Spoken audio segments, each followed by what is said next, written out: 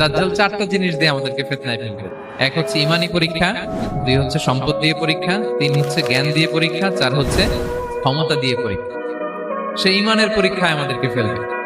সে এসে বলবে আমি তোমার রব, এবং এটা প্রমাণ করার জন্য যা যা দরকার আল্লাহ তাআলা তাকে সব দিবে। সে বলবে আমি তোমার রব। যদি বিশ্বাস না হয়, তোমার বাবাকে যদি জীবিত করে বিশ্বাস করবে? অনেকে বলবে হ্যাঁ আমার আব্বাকে জীবিত করে দেখেন। তো তার বাবাকে ঠিকই সে জীবিত করে ফেলবে। আসলে শয়তান তার বাবার সুরাত নিয়ে সামনে দাঁড়াবে। দুই নম্বরে সে আমাদেরকে সম্পদ দিয়ে ফিতনায় ফেলবে। যার যা লাগবে সে তাই দিতে পারবে।